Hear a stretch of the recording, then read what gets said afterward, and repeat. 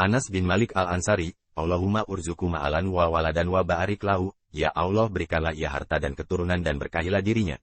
Doa Rasul Shallallahu Alaihi Wasallam baginya. Anas bin Malik masih dalam usia belia saat ibunya yang bernama Al-Gumaisyah. Anas pun langsung tertarik untuk mendengarkan. Tidak mengherankan, terkadang telinga dapat membuat seseorang menjadi jatuh cinta sebelum pandangan mata menyaksikan.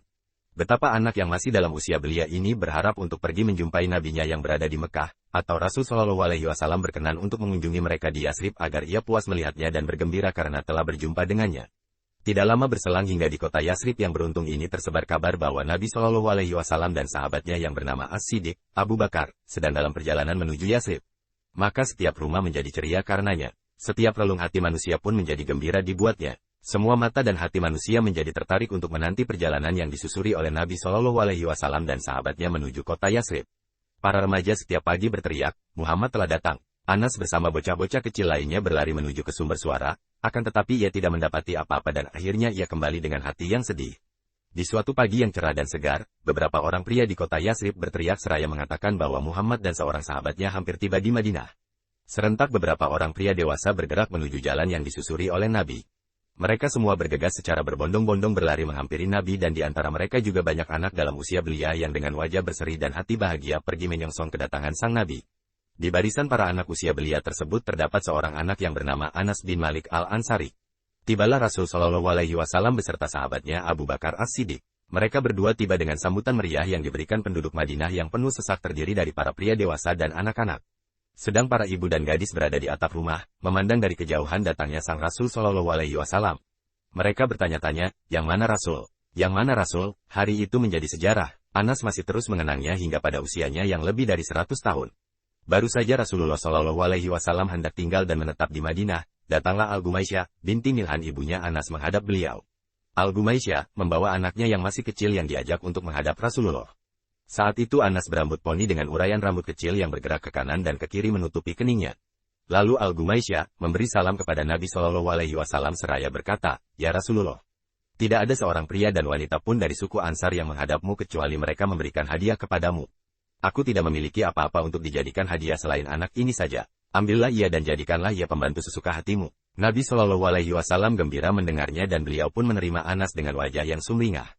Beliau membelai kepala Anas dengan tangan beliau yang mulia. Beliau juga membelai rambut poni Anas dengan jari beliau yang lembut.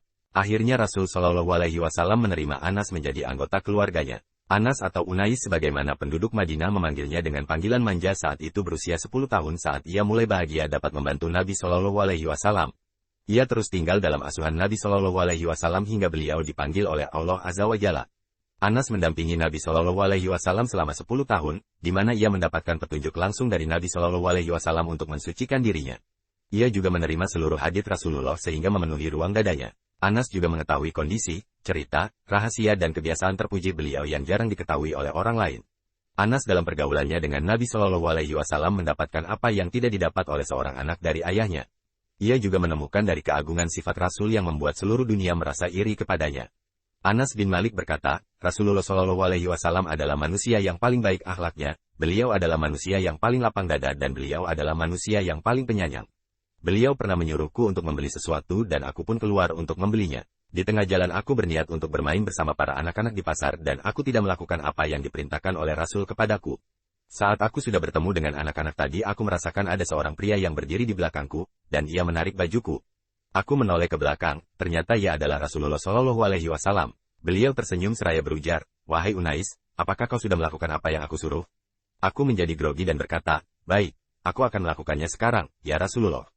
Demi Allah, aku sudah membantu beliau 10 tahun lamanya. Namun atas apa yang aku lakukan sepanjang itu beliau tidak pernah berkata, Mengapa kau lakukan ini? Dan beliau tidak pernah berkata atas apa yang tidak aku kerjakan, Mengapa kau tidak mengerjakannya? Rasulullah Shallallahu Alaihi Wasallam jika memanggil Anas maka beliau memanggilnya dengan panggilan manja dan kasih sayang, terkadang beliau memanggilnya dengan Unais. Kadang kala beliau memanggilnya dengan anakku. Seringkali Rasulullah memberikan nasihat dan wejangan yang memenuhi relung hati dan sanubari Anas. Salah satunya adalah nasihat beliau kepada Anas, anakku, bila kau mampu berada di pagi dan sore hari tanpa ada dengki di hatimu pada siapapun, maka lakukanlah. Anakku, yang demikian adalah termasuk sunahku, barang siapa yang menghidupkan sunahku maka ia telah mencintaiku, barang siapa yang mencintaiku maka ia akan berada di surga bersamaku. Anakku, jika kau masuk ke dalam rumah ucapkanlah salam karena itu akan membawa keberkahan bagimu dan juga bagi penghuni rumahmu.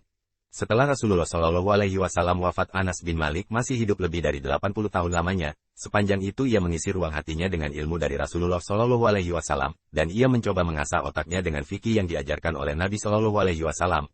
Dalam masa yang sepanjang itu, Anas telah banyak menghidupkan hati para sahabat dan tabi'in dengan petunjuk dan ajaran Nabi Shallallahu Alaihi Wasallam.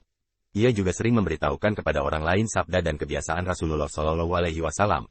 Anas menjadi referensi bagi kaum muslimin saat itu. Mereka akan mengadukan permasalahan kepadanya setiap kali mereka merasakan kesulitan. Setiap kali merasa bingung memutuskan suatu persoalan hukum, mereka datang kepada Anas dan percaya atas apa yang ia putuskan. Salah satunya adalah sebagian orang yang memperdebatkan masalah agama tentang kebenaran adanya telaga Nabi Shallallahu Alaihi Wasallam di hari kiamat. Mereka bertanya kepada Anas tentang hal tersebut. Anas berujar, "Aku tidak pernah menduga bahwa aku akan hidup untuk melihat orang-orang sepertimu yang memperdebatkan masalah telaga Rasul. Telah banyak wanita-wanita tua sebelumku, di mana setiap kali ia melakukan salat pasti ia berdoa kepada Allah agar diberikan air minum dari telaga Nabi Shallallahu Alaihi Wasallam." Anas masih terus hidup dengan kenangan indah bersama Rasulullah Shallallahu Alaihi Wasallam sepanjang umurnya. Ia amat bahagia di hari saat ia berjumpa dengan beliau. Begitu terguncang saat berpisah, ia seringkali mengulangi pembicaraan tentang hal tersebut. Anas begitu keras untuk berusaha mencontoh Rasulullah Shallallahu Alaihi Wasallam dalam perbuatan dan ucapannya. Ia menyukai apa yang disukai Nabi Shallallahu Alaihi Wasallam, dan membenci apa yang beliau benci. Hal yang paling sering ia ingat saat bersama Nabi Shallallahu Alaihi Wasallam adalah 2 hari, hari pada kali pertama ia berjumpa dengan Nabi Shallallahu Alaihi Wasallam, dan hari di mana beliau wafat pada terakhir kali. Jika ia mengenang hari pertama ia berjumpa Rasul, ia menjadi gembira dan semangat seolah ia menghirup aroma yang semerbak. Namun bila terbersit dalam benaknya hari yang kedua, ia menjadi sedih dan menangis. Malah ia mampu membuat manusia yang berada di sekelilingnya saat itu menjadi menangis. Seringkali ia berkata, "Aku melihat Nabi Shallallahu Alaihi Wasallam saat beliau datang kepada kami, dan aku pun melihatnya saat beliau wafat. Sampai kini aku belum menemukan hari lain seperti kedua hari tersebut. Pada hari beliau datang ke Madinah, beliau mampu menerangi semuanya, dan pada hari ia hampir melangkah menuju sisi Tuhannya, maka seolah semuanya menjadi gelap.